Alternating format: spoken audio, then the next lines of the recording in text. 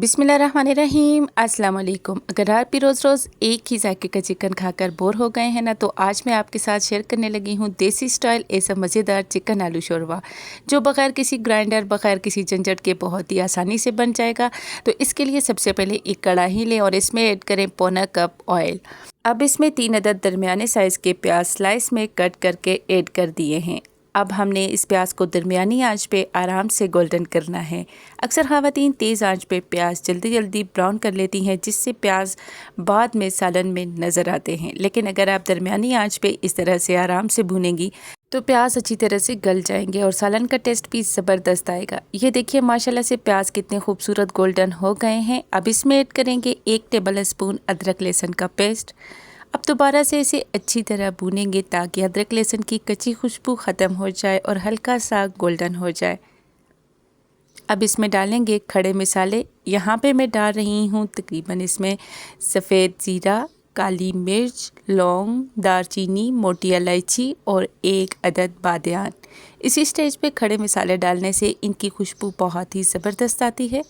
अब यहाँ पे ना 1 किलो चिकन जिसे मैंने अच्छी तरह से सिरका लगाकर वॉश कर लिया था और छन्नी में रख दिया था ताकि इसका इजाफी पानी निकल जाए। यकीन माने अगर आप इस तरह चिकन इस्तेमाल करेंगी ना, तो चिकन ना सिर्फ बहुत अच्छा फ्राई होगा बल्कि इसमें बिल्कुल भी स्मेल नहीं रहेगी। तो इस तरह से चिकन इसी स्टेज पे आपने ऐड करना है। अब चिकन को अच्छी तरह से मिक्स करेंगे और दरमियानी आंच पर भूनेंगे। यहाँ पे चिकन का कलर भी बहुत खूबसूरत नज़र आना शुरू हो जाएगा, क्योंकि ये एकदम से गोल्डन होना शुरू हो जाएगा और अच्छी तरह से फ्राई भी हो जाएगा। यहाँ पे आ गया है बहुत ही अहम स्टेज जिसमें जाएंगे मसाले। यहाँ पे हम ऐड करेंगे 1 टेबल स्पून कश्मीरी लाल मिर्च, 1 टीस्पून लाल मिर्च, 1 टेबल स्पून धनिया पाउडर, 1 टेबल स्पून यहाँ पे मिक्स मसाला, सालन मिक्स मसाला और नमक हिस्बे जायका, 1 टीस्पून कसूरी मेथी और पौना टीस्पून हम डालेंगे हल्दी का। अब इन सारे मसालों को अच्छी तरह से डाल के मिक्स करेंगे ताकि हर चीज़ चिकन के अंदर अच्छी तरह से चली जाए। वैसे आप लोगों को किस किस्म का चिकन ज़्यादा पसंद है, कढ़ाई, कोरमा या फिर ऐसा देसी शोरबा? कमेंट्स में ज़रूर बताइएगा। जितना कि मैं इसकी बुनाई करती हूँ, तो अगर आपको ये रेसिपी पसंद आ रही हो तो मेरी इस रेसिपी को लाइक करना ना भूलिएगा और चैनल पे नए हैं तो नेमतें बेशुमार कुकिंग को सब्सक्राइब भी कर लीजिए। आप सबका बेहद शुक्रिया।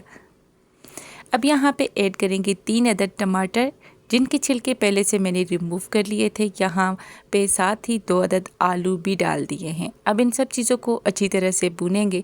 अगर आप चाहें तो टमाटर के छिलके के साथ भी इस्तेमाल कर सकते हैं।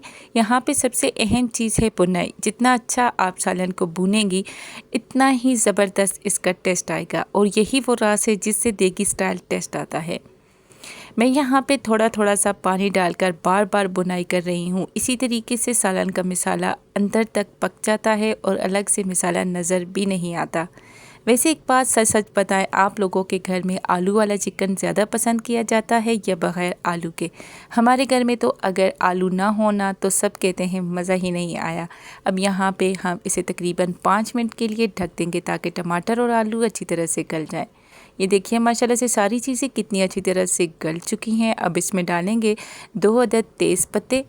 अच्छा, तेज़ पत्ते डालने से ना खुशबू बहुत ही ज़बरदस्त आती है। अब दोबारा से हम इसे अच्छी तरह से भूनेंगे।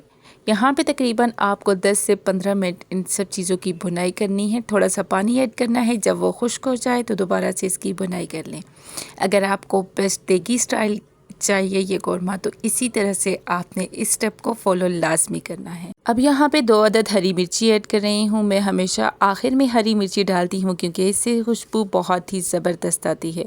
ये देखिए माशाल्लाह से कितना खूबसूरत कलर आ गया है। अगर आपको मेरी टिप्स अच्छी लग रही हैं ना, तो वीडियो को लाइक कर दीजिए और ऐसे ही आसान और मज़ेदार रेसिपी देखने के लिए मेरे चैनल नेमतें बेशुमार को सब्सक्राइब करना ना भूलिएगा।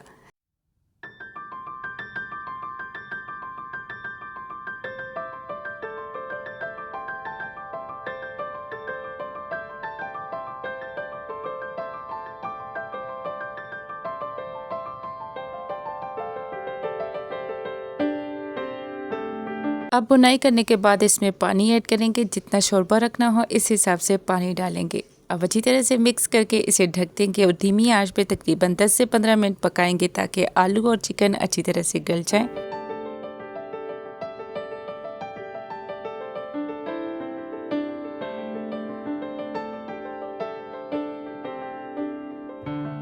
तो 10 मिनट के बाद यहाँ पे देखिए, यहाँ पे आपको जितना शोरबा चाहिए आप उतना रखिए और फ्लेम को ऑफ़ कर दीजिए। तो यहाँ पे फ्लेम को मैंने ऑफ़ कर दिया और अब इसमें डालेंगे गरम मसाला और यहाँ पे सब्ज़ धनिया।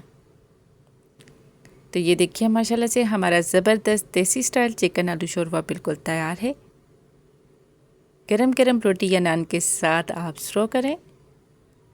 ट्राई ज़रूर कीजिएगा और मुझे कमेंट्स में ज़रूर बताइएगा कि आपको ये रेसिपी कैसी लगी। दुआ में याद रखिएगा। फिर मिलूँगी एक नई रेसिपी के साथ। अल्लाह पाक आपको खुश रखे, अपने हिफ्ज़ व अमान में रखे, ढेरों खुशियाँ अता करे, रिज़्क़ हलाल अता करे, रिज़्क़ रवानगी हो, कोई भी गम आपके करीब से भी ना गुजरे।